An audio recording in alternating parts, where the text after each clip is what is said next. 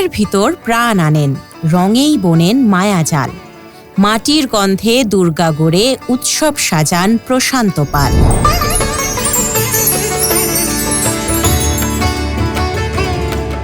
পুজোর সঙ্গে পথ চলা দীর্ঘ ২৬ বছরের।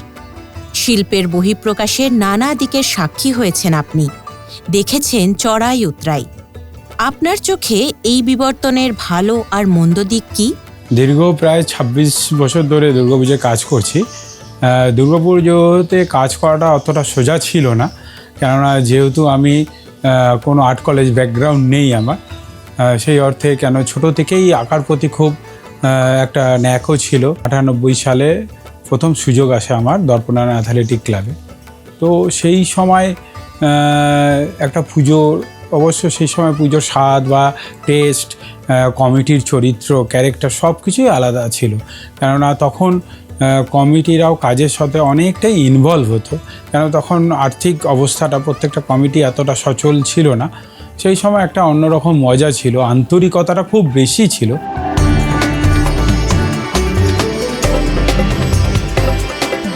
হয়তো পুজোর মান অনেক গুণ বেড়ে গেছে, পুজোর ধারাও বদলে গেছে, কিন্তু ওই আন্তরিকতাটা কোথাও যেন একটু ঢিলেমি হয়ে গেছে, অনেকটা প্রফেশনালিজমের মতো হয়ে গেছে। যে ৯০ দশকে যে সময় আমরা কাজ করছিলাম, সেই সময় একটা কাজে পরিবর্তন হওয়া খুব প্রয়োজন ছিল, যেটা আমরা কয়েকজন শিল্পীরা এনেছিলাম।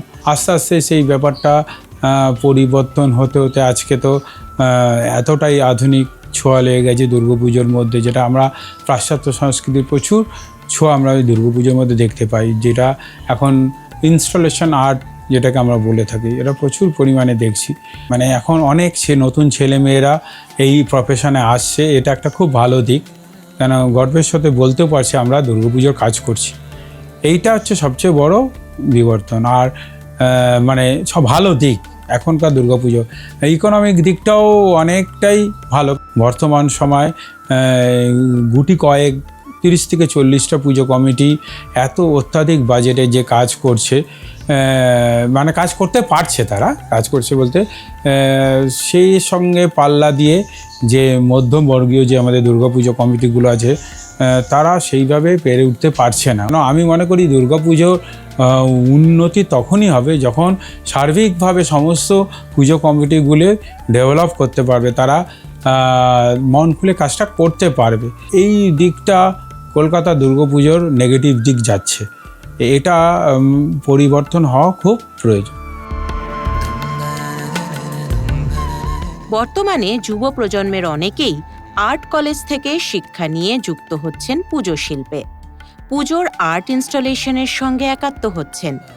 এই প্রতিযোগিতায় কি প্রথাগত শিক্ষার বাইরে থাকা শিল্পীরা পিছিয়ে পড়ছেন? কি আর্ট কলেজ, নন আর্ট কলেজ বলে কিছু হয় না, কেননা আর্ট জিনিসটা এমনই একটা জিনিস, প্র্যাকটিক্যাল ব্যাপারটাই হচ্ছে মেন। আমি কতটা কি কাজটা প্রেজেন্টেশন করতে পারলাম, আমি আমার কোয়ালিফিকেশান কতটা কি আছে সেটা কিন্তু বড় ব্যাপার নয়, আমি বাস্তবায়িত কতটা করতে পারছি, আমি কাজের মাধ্যমে ওটাকে কতটা দেখাতে পারছি, সেটাই হচ্ছে মেন জায়গা। পৃথিবীতে বা ভারতবর্ষে বা আমাদের বাংলায় এরকম অনেক নামকরা শিল্পী আছে যাদের আর্ট কলেজ ব্যাকগ্রাউন্ড সেরকম ছিল না। এখন ট্রেন্ডটা ওই দিকেই যাচ্ছে যে প্রচুর আর্ট কলেজের ছেলেমেয়েরা, কেননা এই আর্ট কলেজের ছেলেমেয়েদের সবাই তো আর আর্টের কোর্স কমপ্লিট করে মানে প্রসিদ্ধ হতে পারছে না বা কাজ পাচ্ছে না। সেই ক্ষেত্রে দুর্গাপুজো একটা খুব বড় প্ল্যাটফর্ম। আমাদের ক্ষেত্রে ওই সময় যেরকম নন আর্ট কলেজ ছেলেমেয়েরা অনেকেই আছে যারা মানে কাজটা করতে পারতো, এখন গিয়ে সেটা একটু সমস্যার মধ্যে পড়তো।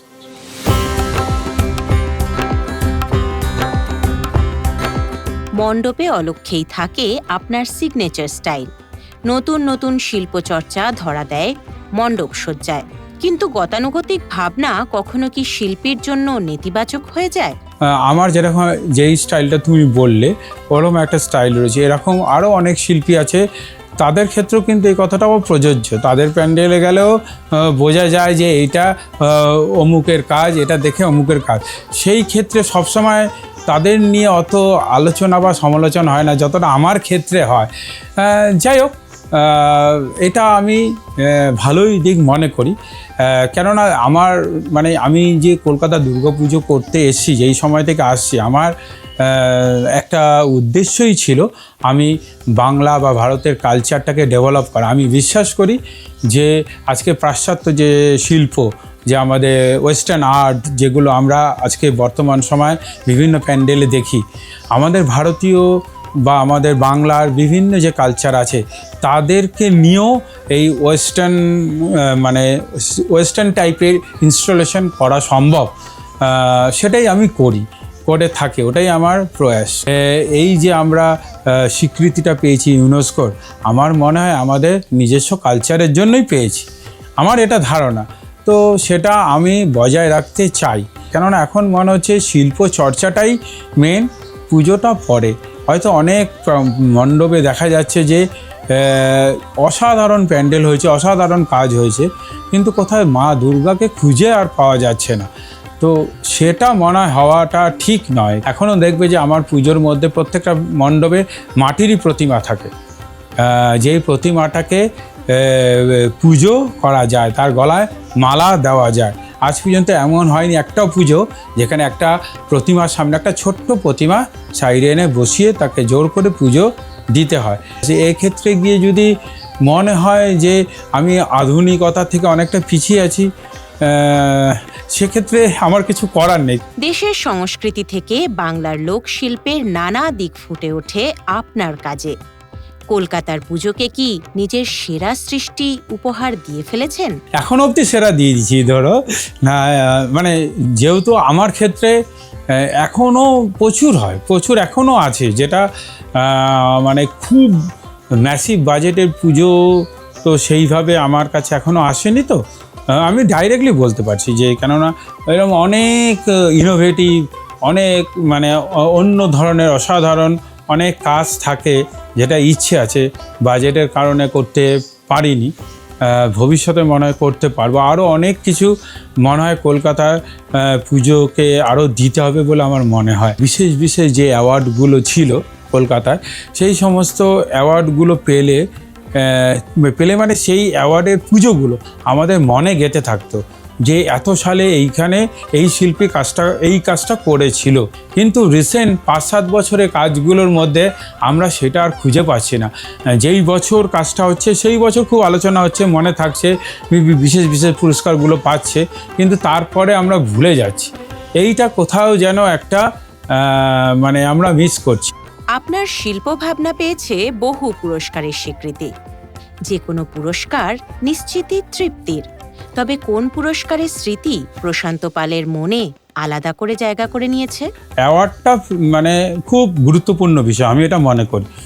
তার সত্ত্বেও লোকে দেখে কি বলছে এটা খুব ভাইটাল। যখন ধরো আমাদের কাজটা শেষ হয়ে যায়, মানে কাজটা মানে শেষ হয়ে গেল, অ্যাওয়ার্ডটা হয়ে গেল, ওই সময় তখন তো বিভিন্ন আমার প্যান্ডেলে, অন্য প্যান্ডেলে বসি, ওই সময়টা যখন বসে আছি, ধরো বিভিন্ন লোক এসে দেখছে, তারা আমাকে চেনেও না, পাশ দিয়ে বলে যাচ্ছে অসাধারণ হয়েছে, এই জায়গাটা হচ্ছে, ভালো লাগা কিছু হয় না, এই ফিলিংসটা আমি নিই। অনেক কাজই আছে, একটাই উদাহরণ দিই যে 2006 সালে আমি নতুন পল্লী প্রদীপ সঙ্গে নবান্ন করেছি। প্রচুর বয়স্ক মহিলা যারা কেউ বাংলাদেশে থাকতো বা গ্রামের দিকে থাকতো, তারা এখন শহরে থাকে, তারা ওই প্যান্ডেলে এসে চোখের জল ফেলেছে। মানে তারা তাদের ওই পুরনো দিনের জিনিসটা তারা এই মণ্ডপে এসে পুরো ফিল করতে পারছে। মানে ওইখানটা একটা ফিলিং ছিল। যখন আমি প্যান্ডেলে পৌঁছেছি, আমার মাথায় হাত দিয়ে তারা চোখে জল পড়ে যায়, তাদের চোখ দিয়ে জল বেরিয়ে আসে, আমার মাথায় আশীর্বাদ করছে। ওইটা হচ্ছে জীবনের শ্রেষ্ঠ। পুজো শিল্পে পা দিয়ে যাঁদের নতুন করে আবিষ্কার করেছেন, সেসব শিল্পীদের নিয়ে কি মূল্যায়ন আপনার? শিবশঙ্কর দাস আমার খুব ভালো বন্ধুর মতো, খুব ভালো সম্পর্ক। ও দীর্ঘদিন ধরে কাজ করছে, কোনো বছর অস্বাভাবিক ভালো কাজ করে ফেলে, কোনো বছর মানে সেই রকমভাবে প্রভাব ফেলতে পারে। দেবাশিস বারুই বর্তমান সময় যে ইনোভেটিভ কাজ হচ্ছে তার মধ্যে একদম খুব গুরুত্বপূর্ণ একজন শিল্পী, খুব মানে কাইনেটিক আর্টের মনে হয় কলকাতার শ্রেষ্ঠ শিল্পী। অদিতি চক্রবর্তী বর্তমান সময় মেয়েদের মেয়ে আর ছেলে আমি ডিভাইড করছি না, মানে যে জেন্ডার হিসাবে বলবো যে মেয়েদের মধ্যে যেই কজন শিল্পী কাজ করছে তার মধ্যে শ্রেষ্ঠ শিল্পী। বিমল সামন্ত? বিমল সামন্ত মেটেরিয়ালের দিক থেকে একটু অন্যরকম মেটেরিয়ালিস্টিক কাজটা করছে, ভালো কাজ। পূর্ণেন্দু দে? পূর্ণেন্দুদার কাজ আমার খুব ভালো লাগে, কেননা মাটির গন্ধ আছে তো আমার কাজেও থাকে, খুব ভালো, খুব ভালো।